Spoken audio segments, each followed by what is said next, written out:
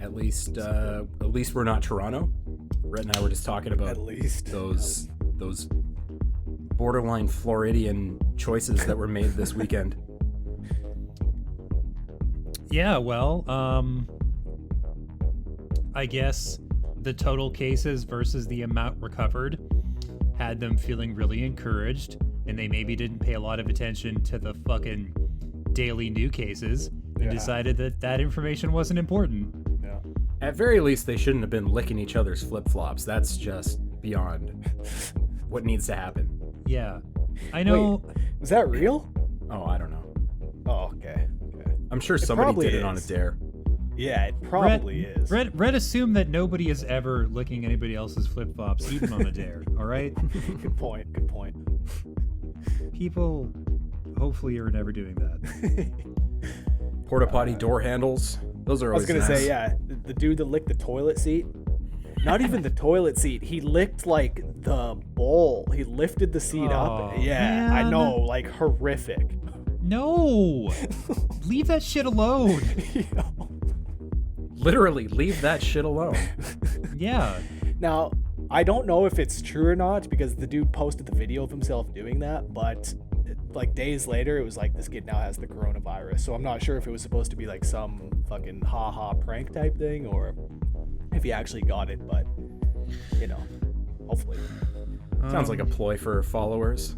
Smash the subscribe button. Just like the guy, like right at the start of this, the guy that caused a big fuss by standing up on his flight and being like, oh, I've just come back from Wuhan and I'm not feeling too good. Yeah, and then he was hopefully fucking arrested because... He was. Yeah. Promptly. Because you can't do that. Dude, they had to turn the flight around. Everybody was rattled. It was crazy. Yeah. Nightmare. As a person on that flight, how do you restrain yourself from just beating couldn't. shit out of that guy? Yeah. I actually couldn't. Like, I wouldn't attack him, but like I wouldn't be able to restrain my anger. I would just like I'd be. I don't know. Yeah, it's just like, oh, if I'm already sick, I guess it won't matter if I beat the fuck out of you, huh? Very true. It's the same thing. Yeah. Get your germs all over the ends of my knuckles, and yeah, it'd be terrible. Anything but the knuckles. Yeah. Well, guys, here we are again. It's Press X the podcast, episode 311. How do you like that? Nice. 3.11, 311, just like the band. Yeah. Is that the one who does like amber is the color of her energy? Whoa, is that the one? And fuck that song. Oh, okay, so you have heard it. All right. I've heard it. And that may have been a little harsh. Fuck that song. If you really want to like stick your judgment dick in a piece of music, I'm not going to stand your way, Rhett. Yeah, fuck that track. But honestly, I'll take that over any Nelly Furtado any fucking day. Okay. Yeah. Okay. She's the pride of Canada, Rhett. Is she? Not mine. She's a pride of Canada. Yeah, okay. I mean, she really fucked up that one Canadian national anthem. There's no way she overtakes Poutine or the guy stomping Tom Connors. You know who I'm talking about? Stompin' Tom? Yeah, I mean, good old hockey game. Yeah, He's Canadian, right? Well, of course, obviously. Yeah. Obviously. So, Nobody else is going to sing that song. You want to talk about national treasures? Like, you can't talk about fucking Nelly Furtado without first talking about Poutine and Stompin' Tom. And the hip. Yeah. R.I.P. There's probably several thousand bands you could put in front of Nelly Furtado, to be honest with you. Yeah. Or at least like many like more essentially Canadian bands. Totally. Bare Naked Ladies? Rush? They're Canadian? Yeah, fucking Rush. Yeah. Rush I is a love the good call. BNL, though. That's a good call, Paul. I'm a big BNL fan. Especially once Stephen Page had his nose completely coated in cocaine. Oh, yeah. Yeah. Those were the best years. Some say Now it's been they're- 1 week. Yeah. Nice. I can't follow anything up with that. So. Well, anyways, I'm Paul. I host this thing. Alongside me, you've just heard from them. That's Rhett and James. Hello. What's up, guys? How are you? I'm doing very well. James, he doesn't sound like he's doing too well. I took on some extra work and it was very hard. But then, lo and behold, it turned out to be impossible. So then I just did a simpler version of the task. That's the lesson, kids. If it's so hard it physically can't be done, you're off the hook. Are you able to divulge at all? What were you doing? It was a volunteer project involving Adobe Edition, and it was a lot of work, more than it really needed to be. And then I discovered that it was nigh impossible, and I breathed many a sigh of relief. Yeah, that's about all there is to it. Nice. That's how I feel every 2 weeks with this podcast, boys. Yeah. Well, and how are you doing, Paul? I feel like we don't ask you that enough. You know what? I'm doing all right. Nice. I've been playing something that I'm not allowed to talk about, but by the time this podcast comes out, I will at least be able to say that I have been playing The Last of Us 2. Damn. Right. Okay. Damn. And well, okay, I won't even ask. And that's it. That's all I can say. It's pretty ironclad. Yeah. Sometimes you can't even say that. Like some games are like, you can't let people know that you're playing this thing. Fuck you. Yeah, this was one of those games where there was a specific date and time that you're allowed to say that you have it. Makes sense. Yeah. I mean, with all of the leaks that have gone on over the past 6 weeks, it makes perfect sense. Mm-hmm. So yeah, I will be able to say more about that in the coming weeks as we approach release, but Were you it. able to, and James too, were you guys able to avoid any of the spoilers? Yeah. Yeah, I haven't seen any of them. Nice. Me too. So no, it's good. I don't have a lot of like totally trash fire type gamers on my Twitter feed, and that's the only social media I use with any frequency. So I was pretty much in the clear. Yeah. Oh, I will say though, that you know, it's gonna be too late by the time this airs.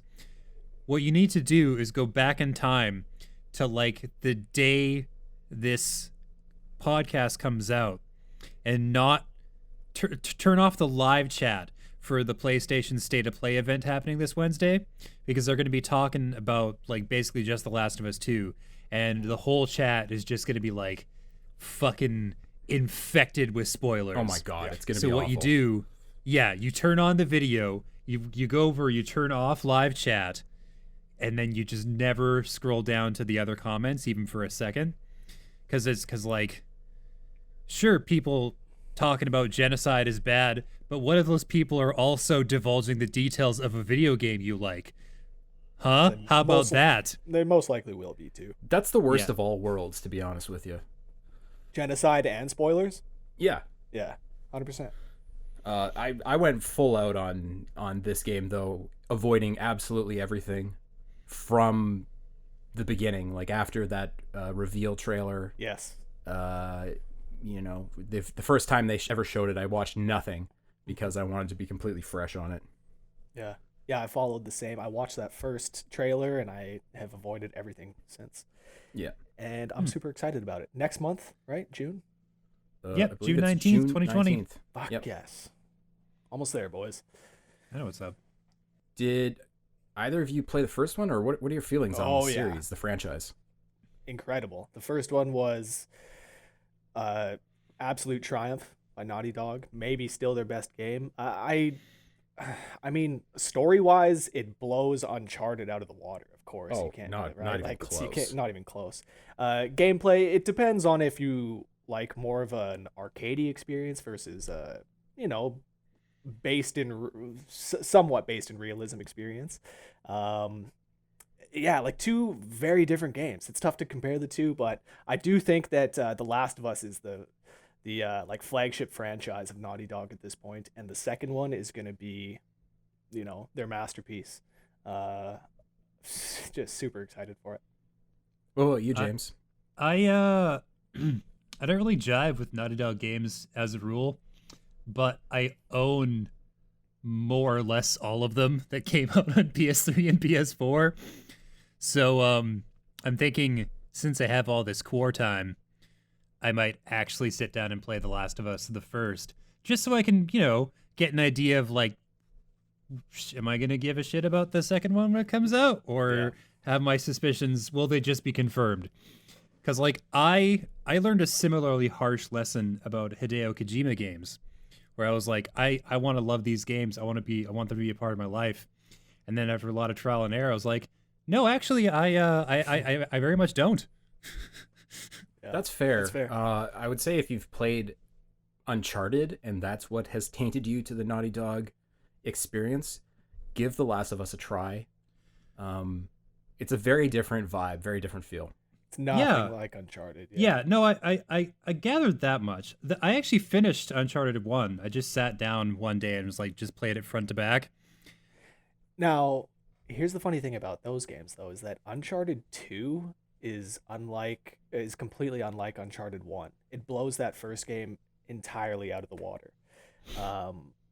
So like it doesn't feel like you're playing a different like series altogether, but I think it feels different enough where it just feels like a completely different game. It really does feel like a completely different game. Everything from like the storytelling, the lighting and everything, the action sequences, man, they like took Uncharted 1 and cranked everything up to 11. Well, all right. I mean, I got time. Yeah, you should check them out. But Last of Us 1 first. Yeah. I'll do that. I'll definitely really give that the old college try. I'm sure the story is amazing. I got no worries there. I just I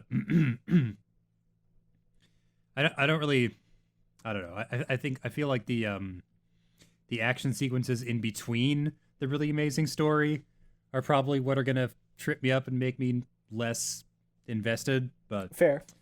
Maybe there were definitely parts where you were dealing with clickers that you felt like you were kind of at a bit of a too much of an unfair disadvantage, I guess I should say. Things kind of like grated on me in that sense, like exactly like you're saying, the moments between story bits, they're not always as good as they can be in that game, I think. But hopefully the second one improves on that. Now, one question I have about the second one is there going to be a multiplayer like mode? Or because the first one, a couple buddies of mine and we got completely addicted to that online mode. There were a couple things that didn't really work. Like they had like the days system where like essentially each game you played contributed to a certain number of days that your character has lived, so to speak. And you need to like complete your goals by say like day 75 or whatever it was. It's been so long since I've played, but that system wasn't really the best, but the actual gameplay itself was amazing. It's like 4-on-4, 5-on-5, and like the maps were really good, and you made use of like weapons and upgrades, and of course The Last of Us, the single player, has incredible hand-to-hand combat. The melee is so fun, and that translated pretty well to the multiplayer. So I was wondering if the second one has anything like that. I don't know. Mm-hmm. I don't know. Right? I don't think that they announced anything, but who knows? I feel like I remember hearing news about that at some point, but I don't remember which direction it was pointing, whether it was a yes or a no. I want to say it was a no. I want to say that they said that they were focusing on the single player experience, making sure it was everything that it could be, and they were going to avoid, avoid relegating resources to a multiplayer mode that not many people are going to care about, I guess. Which would suck again, because I really think that first one, they were onto something with that. Yeah, same deal with the Uncharted games. Their multiplayer was pretty serviceable. It just didn't necessarily stand out in a sea of clones that were that way at that time, compared to like a Gears of War multiplayer. People just weren't going to play the Uncharted or the Last of Us multiplayer. Totally. I remember Uncharted 3, the multiplayer was pretty big for a month or two after release. I think it died off as expected, but I think that was the only one that fans were like, oh, this is actually pretty good for a short while. Yeah. Okay, well then, great, cool. I was trying to think if there was anything else I could conceivably say about this, but there's not. That's fine, man. You got a big lock on the lips, so to speak. You can't say a fucking word, and that's okay. We'll be patient and wait for the good news. Oh yeah. I do know that you guys can say a whole lot of words about Maneater. Whew, yeah. Whoa, Yeah. here she comes. Disappointed that the song's not in the game. I think I said this last week, but yeah, no, I finished it and that song doesn't play. Well, maybe Hall & Oates just had a lock on it. They couldn't have anybody else using it for that purpose. Yeah, right. John and Daryl, they were like, we don't know if our song is really literally about people getting eaten. I don't know if we want our song associated with something so graphic. Yeah, their song's more about like women eating men, not just Right. sharks eating humans, you know. And let's not eating the souls of men. Not literally cannibalizing these people, but taking their spirit. Yeah, that's fair. Yeah. Is that a Breaking lesser them down. evil, really, though? Like, You're right. What is worse? Shattering a man's spirit or eating his arm? I'm going to say the second one, Red. I'm going to go out on a limb here. Take a big swing and say he's that going I out would on rather... a limb. Nice. Ah, that's right. Nice. I went there. So this game's pretty cool, right? Yeah. If you're looking for a sort of like open world RPG that's less about conversations with NPCs and more about killing them, then this is your game. Yeah. Really streamlines the whole explore a map, knock off your little grocery items thing, except like every quest item is just eating things, and every big mission is eating things, and every small mission is eating things. It's just like, it's like if if they took a survey of all the best mechanics or best systems in an RPG and then made a sequel to that RPG, it was just that one system tweaked to perfection. That's basically what Maneater is, and the system is eating people. It's yeah. Yeah, even the collectibles. You eat the collectibles. Oh, man. Game, yeah. So, James nailed it. It feels very repetitive throughout. Very, very repetitive. What? But much like that first Assassin's Creed that we were talking about last week, it's satisfying. It's still just fun. I think my playtime was like 15 hours by the end of it.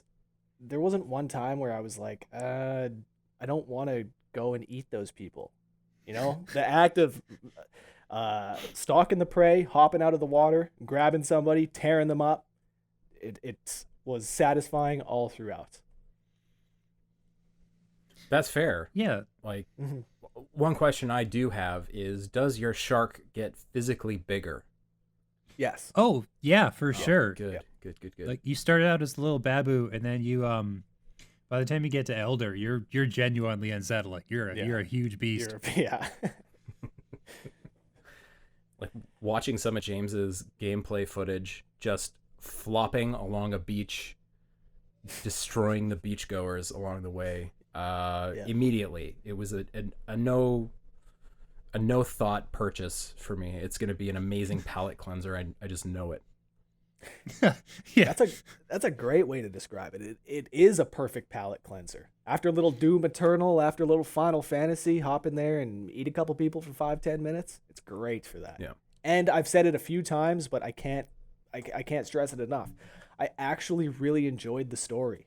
I thought that it was like genuinely touching, and I saw in a couple reviews that people were saying that they felt like the guy that played Scaly Pete, he played it a little too straight, a little too serious, but that was the point.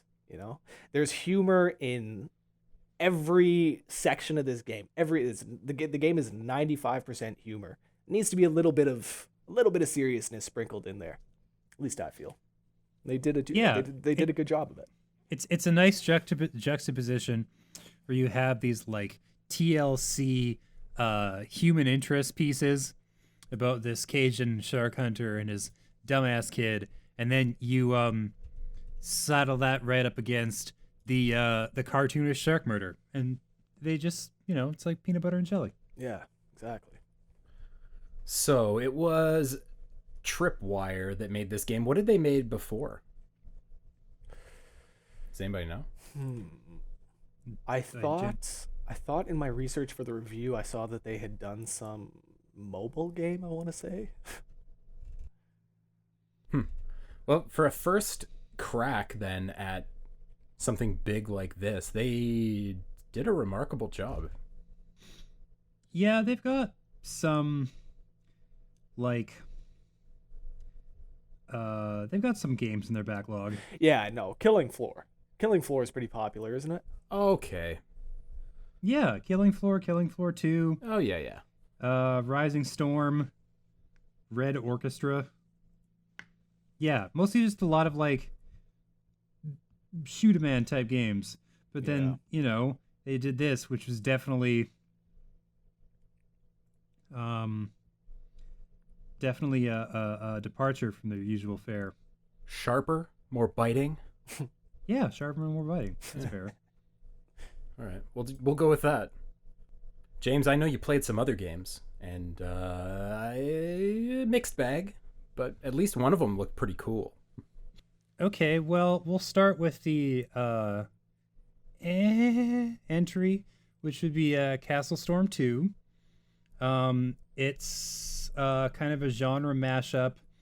Got a little bit of city building type stuff, but it's like Civilization almost, but like not at all.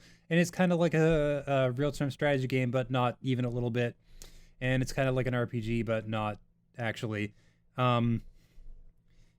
It's a little bit like a lot of things, but not very much like most of them. You just like have a kingdom that you're trying to expand and run and murder the enemies of. And it's like an RTS, except you can control your generals and run them into battle, and also all the action is side-scrolling. And if you aim and pick your shots properly, you can just kind of cheese your way through a lot of battles. Like if you're really accurate with like the bow and arrow, you can make sure that the mobs don't get anywhere near you, which is cool, I guess. And if you're like in danger of losing your general, you can just keep shoving regular infantry into battles. It was a fun 30-45 minute demo, but I'm not sure that I would want to invest in the full game just because it's like so outside of my strike zone. Yeah. Yeah. One thing I should point out is that demo being single player, the final game will be multiplayer. So I don't know if that would change things. That makes perfect sense. I think it would definitely add some like life and extra hours into the game. I feel like it'd be interesting to see those like side-scrolly battles play out with like another human being at the helm, rather than a predictable and easily manipulatable computer. That's fair. Yeah. All right. Well, that's kind of the first example of a game that's come out for preview, or we've been sent a copy for preview, that we would have played at an event. And because there aren't for sure. events, they had to send it to us.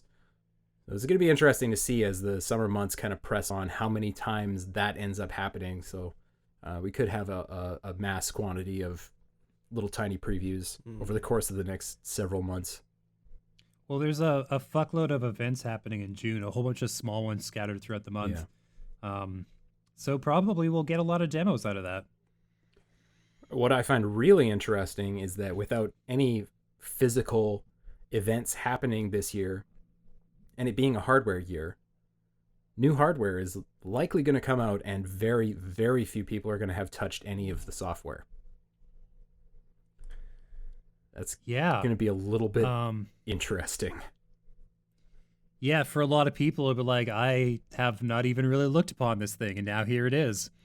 Yeah. So unless companies go really nuts with the number of review systems they start sending out, there's going to be a lot of day one hot, super fresh, spicy takes on the launch Well, content. you got to figure that is something that they're going to be looking at, is getting more review launch systems out into the hands of people than, previous generations. Got it, for these special circumstances, that's got to be part of the plan.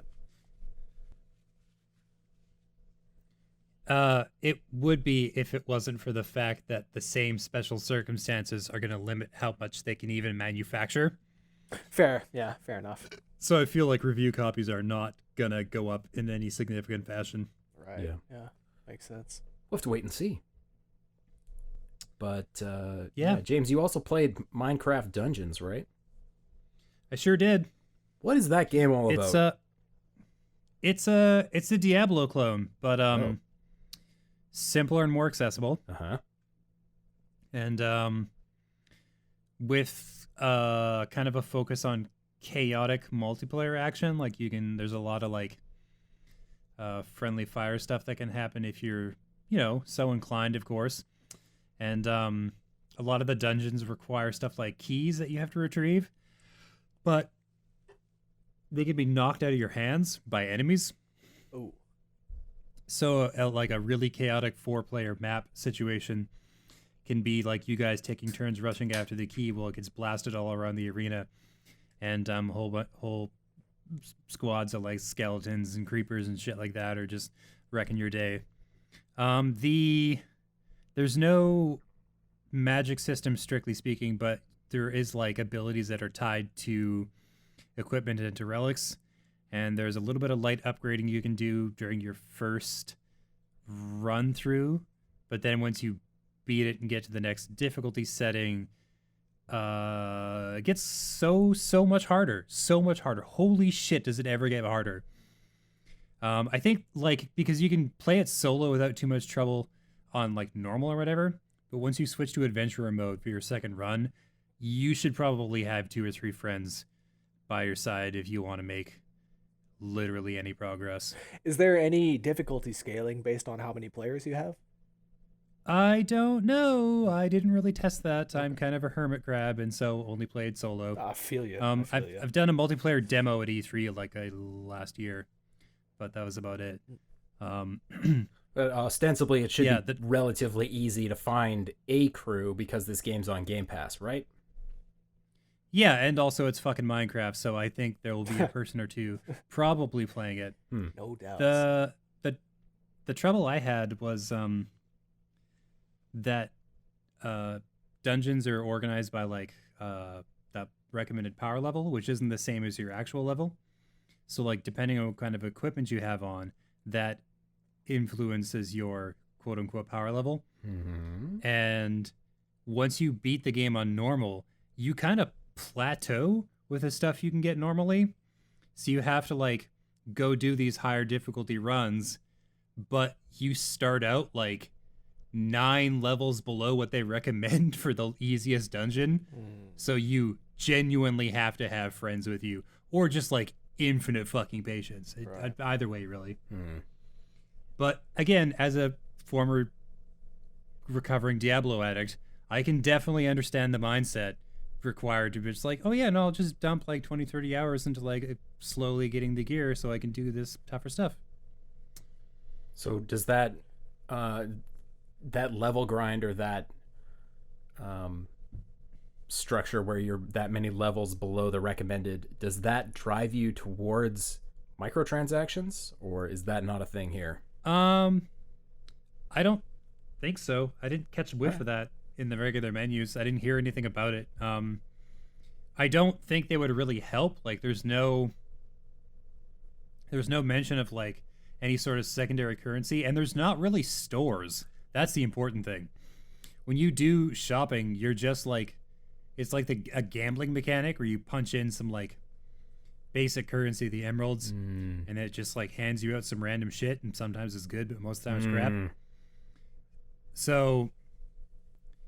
So yeah, they're really, really wanting you to lean into like the regular like loot drops when you go out and hit up the dungeons. Yeah. All right. I kind of plateaued after beating it on normal, but I feel like if I went back and like really put some work in, I could probably clear the next difficulty setting without too much trouble. It all of what I'm saying makes it seem like the game is really hard. I need you to understand that I got the code on the 20th, and I'd finished normal mode and gotten the footage for the review on like the 22nd. Okay. So it's not like this isn't gonna like break anybody's back or anything. Yeah. Gotcha. Gotcha. Did it give you a final like hour count? No, but if I spent more than I could not have spent more than 10 Right. Yeah. doing the first or lowest, the regular difficulty setting. Hmm. I know there's going to be two more. There's two more on top of that, and there's going to be like a bunch of DLC coming up to like expand what kind of levels we can get into. But like the regular difficulty, regular run, if you're an ARPG kind of person, you can do it in like 10 hours. Nice. So what are the levels like? Are they hand built, or is this more of a procedural kind of thing? No, they're hand built. Yeah. I think, because like I would get killed in the last couple of stages over and over again, and then I come back and I had to memorize the map. I knew exactly where to go. Mm-hmm. It might be like maybe like different people end up with different maps, or like when you start a file or whatever. But I doubt it. I think they're actually pretty well laid out. I know they like switch the camera perspective on you sometimes, so it seems different, which I thought was really weird. Because like you can't rotate the camera or anything. It's fixed. But sometimes I'd like go left on the screen to get to a certain spot, and then other times I'd go right, and it was like there was nothing I could discern. Like maybe I somehow missed the camera controls, which would not super surprise me, but I don't think so. I think because it's like that standard Diablo 3/4 perspective. Like I think it's fixed. Yeah. I mean, it sounds interesting, this game. It sounds much like Maneater. It sounds like the kind of game that you could just play for a short stint and maybe have some fun and forget about pretty easily. Right. By no means is this going to be the Minecraft replacement.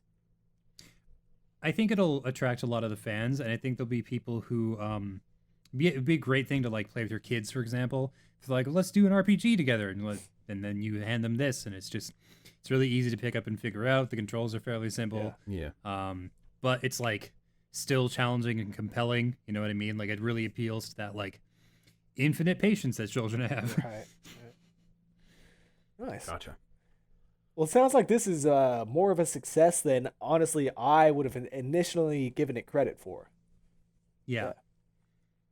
I do remember making the appointment for this game, James, at E3 last year, and going, I'm sorry, James. You're going to have to bite the bullet on this one. You're going to take some heat on this appointment. But then it turned out to be not bad, so all's well that ends well. Yeah. Rhett, you play anything else? I just hit day 251 of that Red Dead Online streak, so Christ, man. Still banging away at that. What did we do today? We fed the horses, we ate some fresh produce, and I drank my own strong moonshine. This was all for $1.50 worth of gold, and day 251 of my daily challenge streak. Other than that, still on Animal Crossing, and I'm about 250 hours into that. I just hit my 5-star island, so I got that golden watering can. Wow. That's pretty much been it. I'm still on Doom Eternal and Final Fantasy as well. Both. Just taking those big games in little bite-sized chunks, aren't you? I am. I'm playing pretty much one chapter a day. Final Fantasy, sometimes I have to break it down into one chapter over 2 days. Sometimes they're a little bit longer than. And dude, there's nothing more frustrating than fighting a boss for 45 minutes and then dying with a sliver of health left and having to redo the whole thing. That pretty much has me wanting to quit video games. But I'm still very much enjoying the story. And great game. Great game. Well, I don't want to be that guy, but I'm going to need you to get good. Bro, like it's just these Japanese games, man. Like these Japanese games, they've always kicked my ass. Ninja Gaiden, Devil May Cry. I mean, on the harder difficulties, and now Final Fantasy. I almost wish that I could have played a turn-based version of Final Fantasy VII. Well, there is that classic mode, though, right? Yeah. Wait, in the new game? Yeah. Yeah. Shut up. Yeah. Shut the fuck up. Do I have to beat the game first? No. No, it's just a setting you can go and switch. What? Yeah. Okay, I'm gonna go do this once we finish this podcast. Okay. Yeah. Fuck's sakes. One more question for you as well. But by the end of this first game, will I have a chance to sleep with Aerith's mom? Cloud. Is that a thing? So I've kind of been waiting for it, but I don't know if it's. Am I at chapter 15 right now? I don't know if it's gonna happen. You waiting for the dialogue box that just says "bang"? Yes, no. Well, maybe it doesn't need to be that crude, but yeah, essentially. I'm gonna leave that to surprise. Fuck. Yeah. Yeah, man. Yeah. Because she's Cloud's I've pretty seen people. studly. I've seen people talking online about Tifa, Aerith, Madam M. I'm like, dude, Aerith's mom is the catch. She's right there in front of you guys. She's a strong-willed lady too. She don't Very. take no shit. No, not at all. Dude. You see how she talks down to Barrett? She made Barrett feel about 2 feet tall in chapter 14. I'll tell you that. I'm learning a lot about you, Rhett. Yeah. And you want that? Is what I'm hearing. Yeah. Yeah. Yeah. All right, a little bit of belittling. All right. Well, I don't know. That might have to do more so with the fact that I hate Barrett. Still, you still hate Barrett. Yeah, I think he sucks, man. He sucks. Tifa could kick his ass. Aerith could kick his True. ass. True. And obviously Cloud could fucking wipe the floor with that dude. So, yeah. He's pretty much 4 out of 4 in my party right now. There's some good Barrett moments near the end of the game, though. Dude, I'm so sick of dun dun dun dun dun dun dun dun dun dun dun dun dun. Like, shut up. Really? Yeah. Wow. Yeah. I feel like playing the old Final Fantasy games would have bothered you to no end then. That's Hearing a that very fanfare familiar fanfare. every 15 to 20 seconds for 50 to 60 hours. Fuck. Yeah. Yeah, but in all seriousness, though, I am really enjoying it. Very good game. Looking forward to that sequel in 2025. 2025, looking like it's going to be a good year. Yeah. I've been playing a couple other things this week. Not super seriously and not anything new, but I've been playing a few Paradox Interactive games, which for those who don't know, Paradox makes generally grand strategy games, or conquer the universe kind of games, civilization kind of games. And all their games follow the exact same pattern, which is that they release and they're pretty good, and then over the course of 3 to 5 years they get about 20 DLC packs and free updates, and then they're amazing. So I've been cracking back into some of their older titles, not old, but City Skylines and Stellaris, which are both outstanding games now, depending on if you want to build a city or if you want to conquer the galaxy. Both very cool games, and pretty much available on the cheap at this point. So if you like to spend a lot of hours doing things in your galaxy or your city, these are the games for you. Yeah, people love City Skylines, don't they? It's pretty much the best city builder I've played. Yeah. It really helped that right when they released that new Sim City and it turned out to be a complete fuckfest. Lo and behold, on the horizon comes City Skylines, and it's like everything that people wanted from the new Sim City. Mm-hmm. So that really helped get them an initial sales boost and a strong fan following, and then they just kept making the game better. Nice. Yeah. Yeah, so like people were like, man, fuck SimCity. And then they're like, oh, but this one has me losing sleep and sanity and I've never felt better. Right. Yeah. Yeah, they're really good at drawing your money out of your pockets, because like the base game is quite good on its own, but you do get to a point where you're like, oh, I wish I could build a better university. Oh, they got a DLC for that. Or I wish I could customize my industries more. And yeah, they got a DLC for that. Or, you know, whatever. There's a DLC for that. So they will get your money, but it is worth it because there's like literal thousands of hours to be had out of those games. Yeah, I'm less familiar with Stellaris. What's that all about? It's basically conquering the galaxy. It's like Civ, but galaxies. Oh, okay, cool. Yeah. So, you know, you're managing your military fleets and building your ships, deciding how you want to run your planets. Lots of policy and politics, diplomacy kind of things going on. Very diverse game. Nice. And takes for friggin' ever to get through a playthrough of a galaxy if you make a big one. So it will eat a lot of hours, but it's definitely entertaining if you want to do something while you're listening to a podcast or just listening to some music. Good relaxing time. Nice. Always looking for more games to play to podcasts, you know? Put a podcast on in the background, and I'm always looking for more stuff like that. So Yeah. Nice. Might check this out. Yeah, good idle game. Let's move on to the news, because there's actually some news. There's some good stuff in the last couple of weeks. Yeah, it's about time. Hey, It's ramping up. feels like the past 6 weeks have been abysmal. Like somebody said, there's about 1,000 little events over the course of the summer at this point. So those news items are starting to trickle out, or they're starting to build towards those events with things like the last State of Play, which was focused on Ghost of Tsushima. And it looks fucking awesome. Dude, that blood flick button? Shit, son. Fuck me. Oh, shit. Oh, God. That's the Sucker kind of punch. button What do you're you- looking for in games.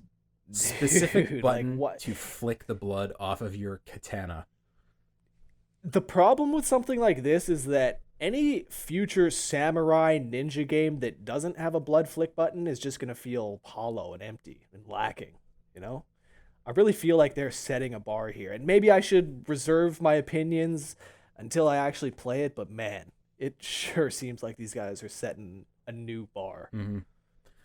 I remember seeing it for the first time at E3 a few years ago, and my question at that time to whoever was up there, I think it might have been the creative director or something, was, is there a button to sheath and unsheath the sword? And he was like, don't worry, we got you. And now I know what he meant. There's a blood flick button. Yeah. That's like the best part of like any like samurai like anime or movie where they were just like, and you're just like, oh, how did you make that so cool? Or like when they'll bring the sword up to their shoulder or something like that, and they'll like wipe the blood off slowly. Yeah, on the You know, sleeve. stuff like that. Yeah. Exactly. On this. Exactly. Yeah. Yeah. And they're doubling down Stuff on that like with the that. Kurosawa mode, where So what's this all about? you can literally turn on an option at the beginning of the game that makes the whole thing black and white, and it super ramps up the wind and rain, so everything looks like an old samurai film. Oh, I didn't know about the weather effects. That's crazy. Yeah, the wind really whips, so the cloth physics just go nuts, and it's like raining and thundering all the time. Crazy. So Yeah. And you can just turn that on and you're gonna- off whenever you want, which is amazing. Yeah. So basically, you're gonna have to do a minimum of 2 playthroughs, Oh, hell yeah. which means I hope that there's some sort of new game plus feature, because with the original playthrough, your initial playthrough, it sounds like it's going to take about 30 plus hours. So I hope that there's some sort of new game plus. I feel like Infamous had that. Yeah, exactly. That is like, I know there's a big, huge feature in games these days, and it's like such a standard and a staple, but god damn, there's something so satisfying about starting a second run of a game with like all your powers intact, being and a just god. Yeah. wrecking shop. Yeah. Yeah. Like, we're talking about Maneater being satisfying. That is the ultimate satisfaction in games. Just mowing through horde after horde of NPCs that should be doing damage, but you're just annihilating them. One shot. It's good times. I mean, it seems like this game is pretty much that to begin with. Some of the combat they were showing, it is basically one hit, one kill. Yeah. And it looks amazing. So does that mean that like you yourself will be extremely vulnerable to sword slicing? I have read like, that your character is very, very flimsy if you don't bother to block.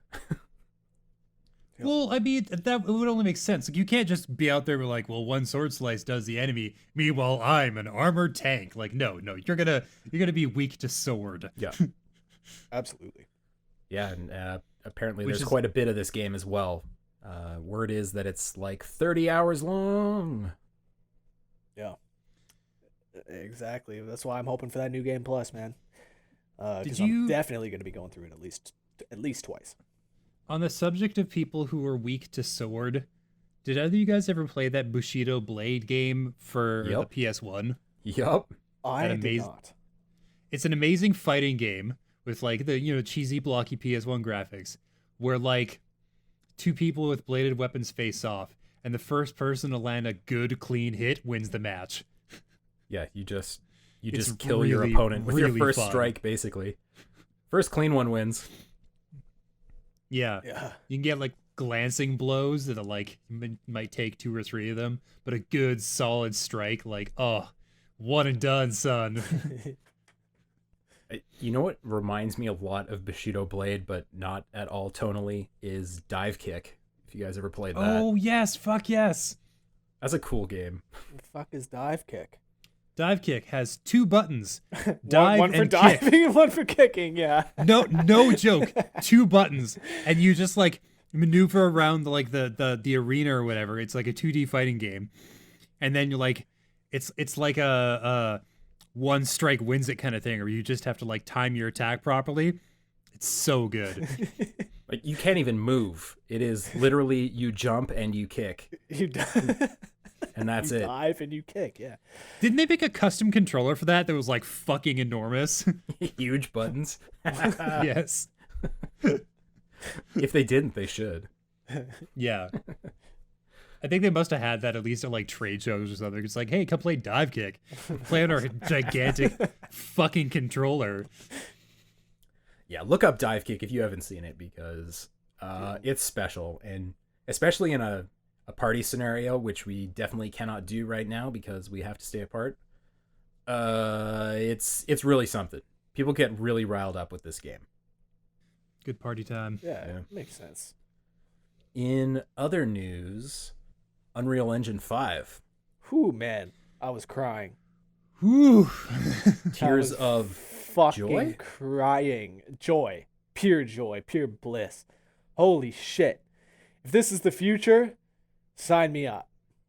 Best rocks I ever freaking saw. Dude, isn't it crazy when they like pull up the like grid and you see all the triangles, and it's literally like a beach of triangles that you see, and they're explaining. Yeah. And man, Unreal Engine 5, holy shit. Yeah, wasn't there some backlash because people were like, this isn't actually running on a PS5, is it? And they're like, it is. Yeah. Like, oh shit, it is. Yeah. What gave away that it was running on a PS5 and that the engine isn't finished is someone counted the pixels, and it's actually running at 1440p and not 4K. Crazy. So then they were like, okay, maybe this is running on a PS5. Yeah. Wait, you're not being facetious? Somebody literally counted the pixels? That's what I was going to say. How do you count the pixels? Yeah. Yeah, you just take like a freeze frame and count how many pixels there are vertically, and there are 1440, not 2160. So it's not 4K. How dare they?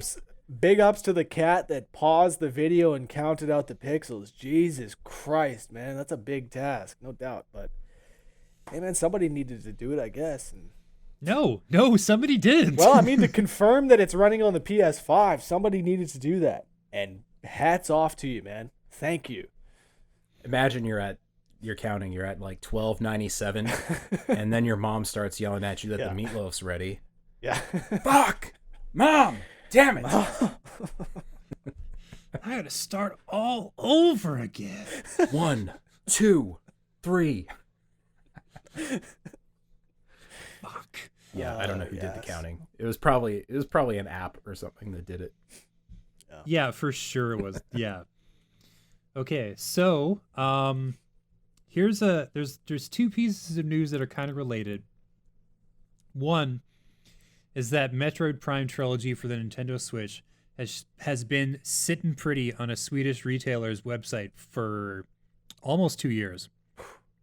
And they just changed the release date on it. Ooh. Yeah. And the other is that they announced New Paper Mario just out of the blue, like they didn't do a direct for it or anything. Yeah, when I saw that news, I assumed that it was a remake or like a remaster of one of the old ones, but no, it is a new Paper Mario. Yeah. What's happening is that some insiders have discovered that developers are being told to manage their expectations about directs, and that they're probably not going to expect another one until at least September, maybe later. Whoa. Because I don't think they have big chunks of news at the ready, because Nintendo's production schedules have been like fucked over pretty badly by COVID. Yeah. So it's just whenever they have any kind of news, they drop it. And on the flip side of the Nintendo thing is that the Metroid Trilogy's release date on this one Swedish retailer's site was changed to June 19th, which would have put it at just after the fucking E3 showcase schedule. Yep. So there's speculation that it's like, oh, it'd be one of those announcements they make, and like, and it's coming out next week. You know what I mean? Yeah. Assuming it's legit. Like, sometimes it's very possible that this site's just like held on to this like shadow of a fucking listing just to be like, oh, it's probably going to be this much and it might come out at some point, but maybe it'll be June. I can totally see that, though, if they're announcing a new Metroid that's not going to come out this year or next year, probably, that they've been working on forever with Retro Studios or whatever. But here's something to tide you over right now: Metroid Prime Trilogy on Switch. One thing I would be curious about with that is what the control scheme is going to be like. Because when they released the trilogy for the Wii, they introduced motion controls. Yeah. Which, here's the thing, I wasn't really on board with that. But then I went back and played couple of years ago Metroid Prime on the GameCube, and I hated it. Because, like, something about the way the controls are set up and key to the GameCube made it actually really difficult to do, like, any sort of multitasking. Like, if you're, like running and aiming and locking on and stuff like that, like, it works really well until you have to, like, quickly circumnavigate a big open-faced arena and, like, get out of the way of a bunch of, like, attacks coming your way. Then the controls are your fucking enemy. And apparently the Wii update, which uses like the pointing of the reticle at the fucking screen, Duck Hunt gun style with a Wiimote, makes it a whole hell of a lot easier. This is anecdotal evidence, according to one of my friends who played the trilogy exclusively on the Wii and found it like better.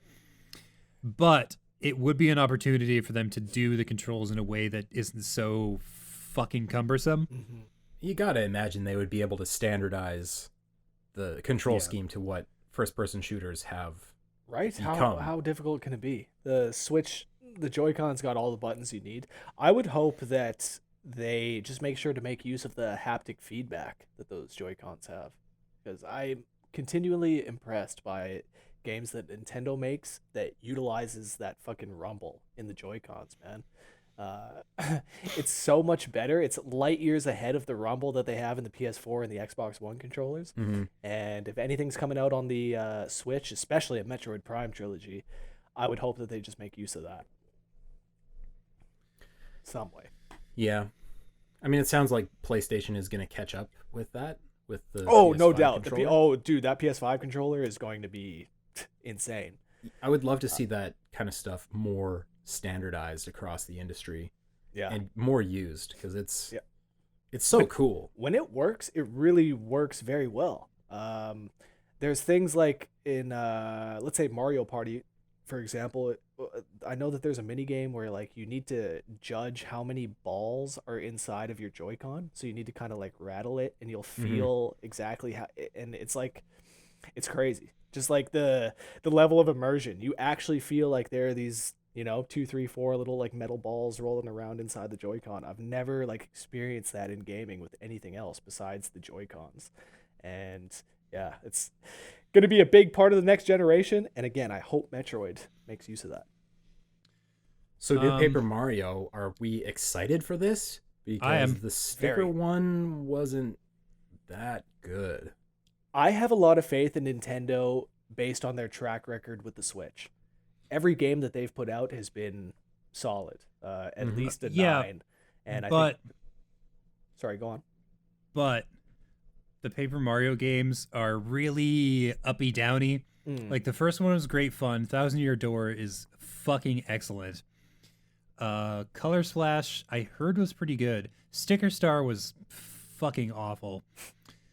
Super Paper Mario was pretty good. So it's like really all over the place. The Origami King could be amazing. The little they show of the combat system in the trailer is kind of promising. It looks kind of fascinating and a little off the cuff, but like not so much that you can't work with it properly. But yeah, Sticker Star is a fuckfest, and I don't really want to return to that specific kind of gameplay. Yeah.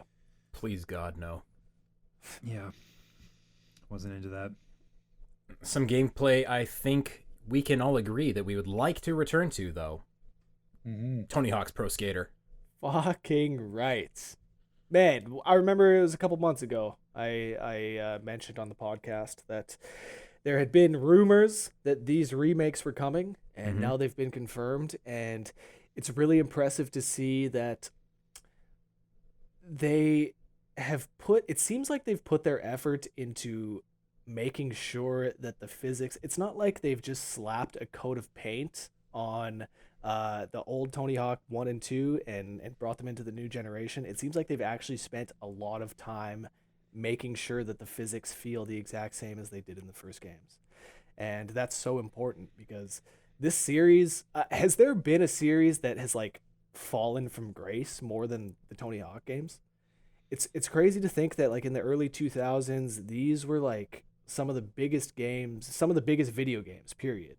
And mid 2000s, late 2000s, slowly but surely, with every subsequent release, the series fell further and further from where they were at. And it's just crazy to think that they've kind of come full circle, and now they're I mean, to be expected, but it's just funny to see that these games are coming back. And I'm sure that, I don't know if they'll like rejuvenate the series in the way that I think Tony himself has wanted the series to be.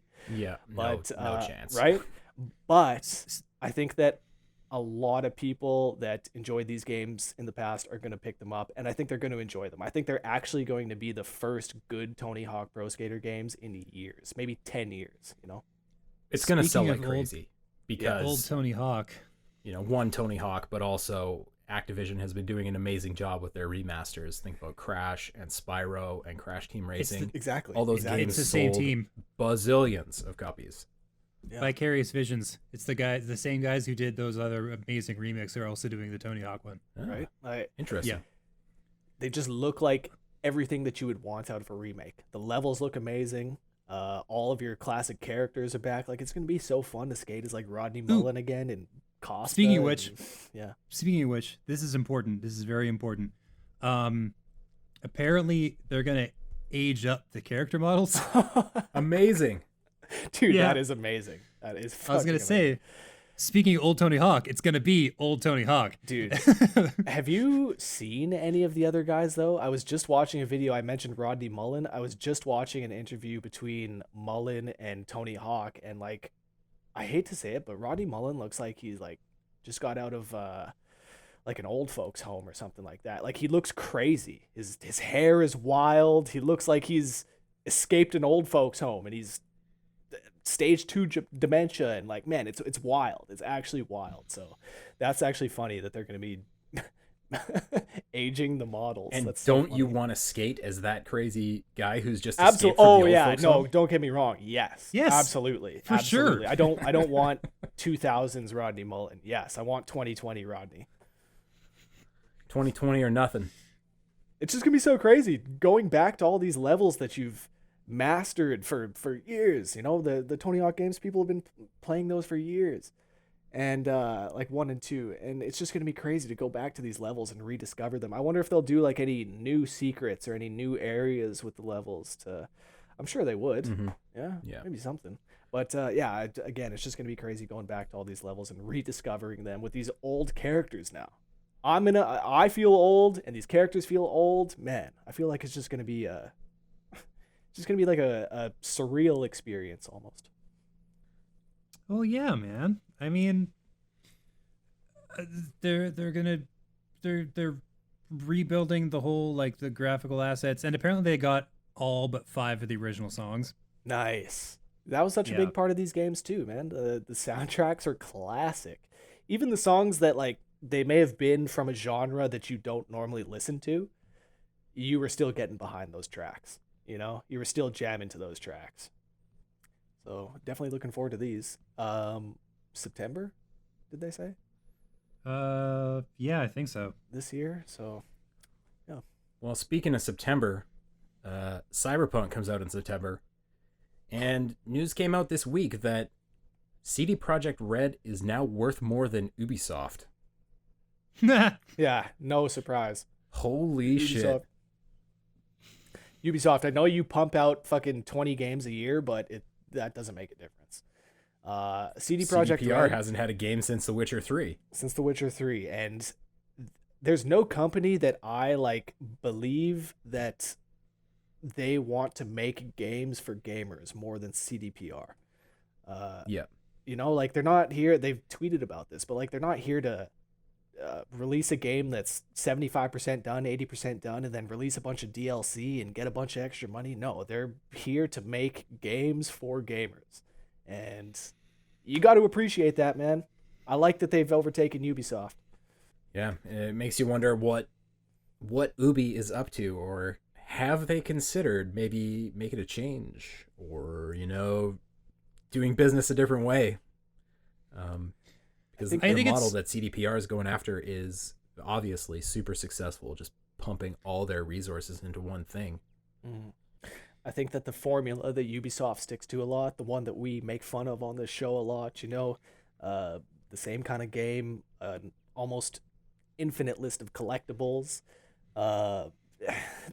massive exploration that doesn't really mean anything. I think that sort of outline or blueprint for a game, it's become passé, and yeah, people want more out of their games. They don't just want 1,000 hours of mindless collecting, and Ubisoft is the master of that. So again, I think no you mentioned surprise. the thing that makes the difference, that being that it's not mindless, because a lot of the same bullet points that you're ticking on an Ubisoft game like Assassin's Creed Odyssey, you're also ticking with The Witcher 3. But when you're doing all that exploration and you're going out of your way to find things, what you find means something. You find a piece of story that means something, honestly. Like a piece of story that might mean something, might mean more to you than what's going on in the main story. Exactly. Right? Like, that's one thing that The Witcher is continuously praised for, is that their side missions are some of the best ever in gaming. Mm-hmm. And yeah, Ubisoft, they can't hold a candle to that. I cannot think of one memorable side quest in a Ubisoft game from the past 15 years. Well, what about that one where you trailed that guy through a crowd? Oh yeah, and then you had to hide. Yeah. Yeah. Well, that was pretty good. I hated that one. Oh fuck. Well, I mean, teach their own, right? I don't think so. I think those are bad missions, Brett. Fair. That's fair. You heard it here first, folks. Yep. There's your hot take for today. The stealth missions in Assassin's Creed are balls. I hope they don't do any of those in Vikings, because you're a fucking Viking. You should just no fucking wreck stealth. everything. No stealth in Right? Valhalla. Fuck off with that nonsense. Like, instead of sneaking, it should be like making as much noise as possible, right? Like, you're getting your war cries ready, pillaging. But you know what? They reintroduced the hidden blade this game, which means there's gonna be stealth, which is so dumb. It's really dumb. It's really dumb. Yeah. I mean, I don't like to speak ill of massive multinational corporations, but I hope they James, that's not true. You're right. I love speaking ill of multinational corporations. You love talking shit about them. I hope Ubisoft eats major shit with this release, if only because it might force them to reevaluate their position and make some changes. Like, I hope Valhalla just fucking whiffs as hard as it can, just so that Ubisoft, like, takes a sober second look at their entire fucking business model. Yeah. I mean, they have done some good. They've take a look at Rainbow Six Siege. Yeah. They've really done a masterful job with that, coming out of the woods where they released it and threw it to the wolves, and then spent years and years and years building it back up, and now it's the biggest shooter out there. Yeah, You're right. I mean, they can do it. I am It's continually just a question of whether they will. Right. I am continually impressed by the support that Rainbow Six gets. I think that they are really setting the bar for that sort of thing. Post-release support. I think that's going to do it for this podcast, guys. What do you think? All right. Yeah, it feels good. I think we've about handled her. Uh-huh. But listener, how do you feel?